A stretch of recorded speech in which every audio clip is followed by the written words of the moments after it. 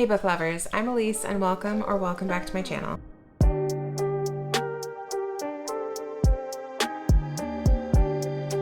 Alright, so my November wrap up. Do you remember when I made that video? That November TBR video? And I had like all the books on it? Yeah. I didn't read it all. I thought it would be fun to start with my shelf of shame. Let's go over the books that I promised I was going to read and didn't. Okay, a couple things I want to explain first. First, that's Woody. He's our Christmas tree. Chopped him out in the woods yesterday. He's sitting in a little bowl, soaking up some water.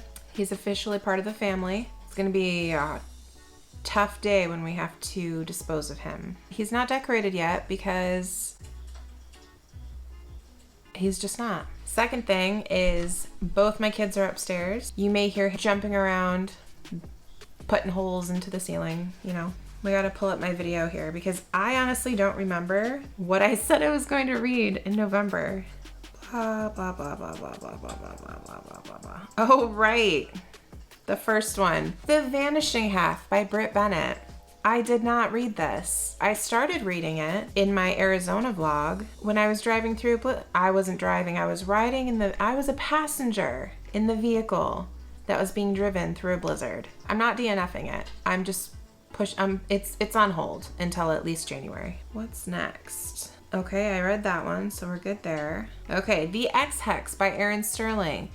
Did not read that. I have no excuse, except for the fact that it's no longer October and I don't want to read about witches. The Dead Romantics. I also did not read that. Just me being lazy, I think, because I don't have the audiobook for it. And my motivation to read it physically with my eyeballs just wasn't there. I'm sure I'll read it eventually. It sounds really cute. Okay, I read that one. Did not read that one. All the Dangerous Things by Stacey Willingham. That's an ER. I actually got it from Book of the Month for December, and it comes out next month, January. So I really need to get that read.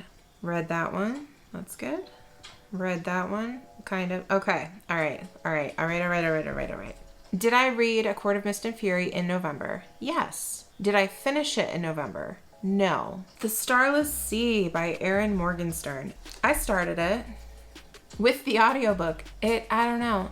I wasn't feeling it. So for now it's a DNF. Okay, that's it. I didn't read 5 of the books that I said I would, but I read 5 of the books I said I would. Okay. 50% success rate. That's whatever.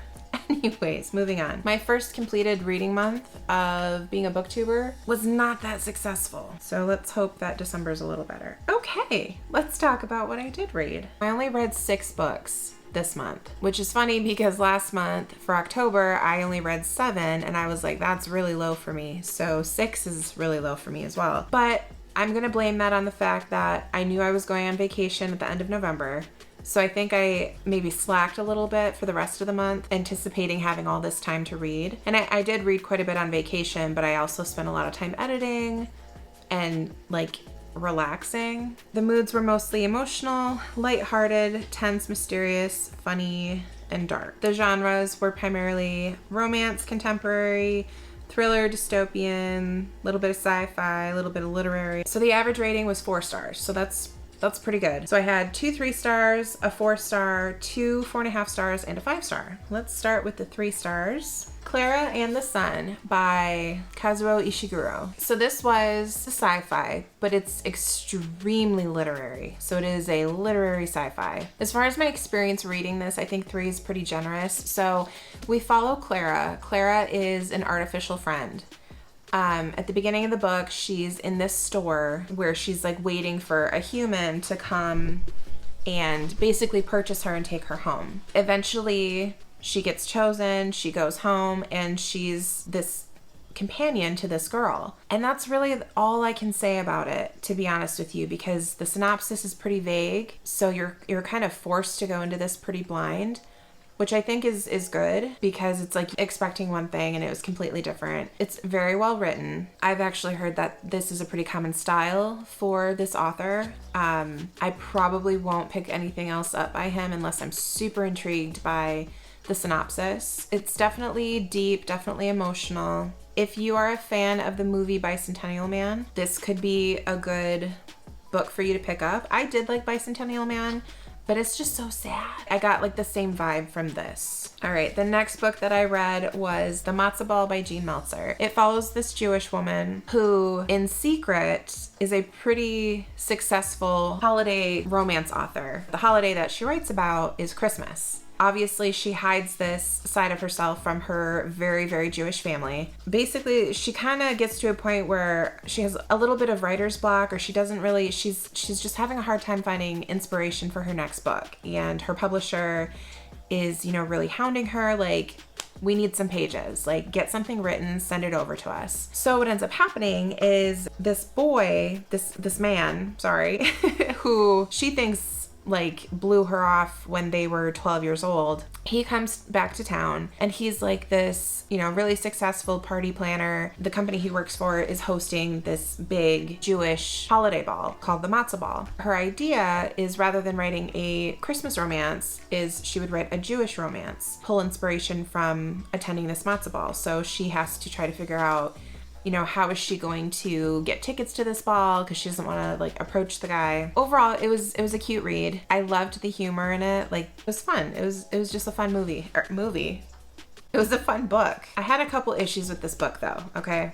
The main character, she has, I don't know if he's just her friend or if he's her cousin. He's gay. And the main character compared her coming out to her family as being a holiday, like a Christmas romance author, as the same thing as her best friend coming out as gay. One important note about this is that her best friend who is gay, he has two moms. His moms are lesbians. So I think what the author was trying to do was say that, you know, you're lucky because your moms kind of paved the way for your family. So they were the ones that kind of like broke the ice. You know, now that he came out to the family as gay, it's not as difficult because the family is already accepting of it. However, it's, you know, insensitive to say that anything is the same as coming out to your family. So basically, like, him coming out as gay to his family when he already has two gay moms, the family's used to it, is vastly different than her telling her extremely Jewish family that she writes Christmas romance for a living. I see what she was trying to do, but it was a little cringy. The other issue that I had with this book, I hate when books have these love interests that, you know, they fell in love when they were children, and then they don't see each other for like 2 decades, but then they see each other again, and it's like, oh, you know, they're still so affected by this person. It's like, does that happen? Like, no, like, seriously, does that happen? I could understand if you fall in love with somebody when you're 12 years old and they hurt you so, so bad, and then you don't fall in love with anybody else for the next 20 years, and then you see that person again. I could understand. But I don't think that's the case in this book. I'm pretty sure they both, like, dated other people. You know, they matured into fully grown adults. Yet when they come across each other, both of them, they're just like, they broke my heart.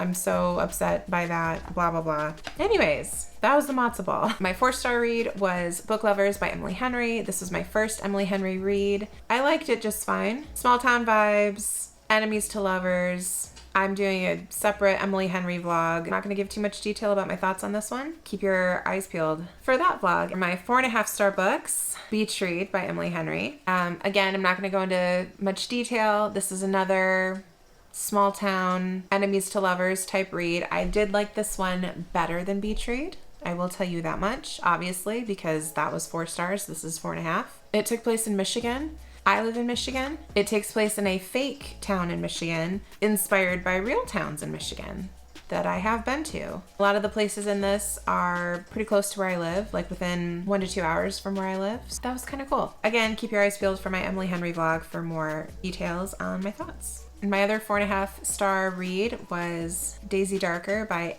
Alice Feeney. I almost said Alice Henry.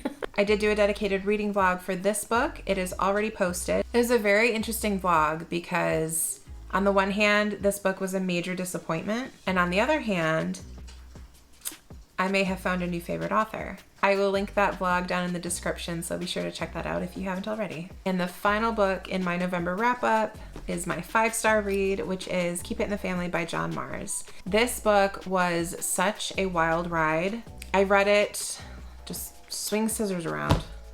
Jiminy Christmas. I did read this one while I was in Arizona, so I go into a lot of detail in my Arizona reading vlog. Again, I'll link that down in the description so you can check it out if you haven't done so already. Yeah, wow. You go into the book thinking it's this, like thinking it's one thing, and you come out of the book in a completely different place. Like it was wild. Like it blew my mind. That's the best explanation I can give, is that it literally blew my mind. You are into dark thrillers, I highly suggest you pick this one up. Prepare yourself, especially if you're a parent. But yeah, it was really good. Really good. I even teared up a little. And we all know I hate doing that. There we have it, all 6 books that I read for the month of November. Feel free to let me know down in the comments what you read in November. What was your best read? What was your worst read? Like, spill the tea. I need to know. I do sell my books on Pango, so I will be listing these ones shortly.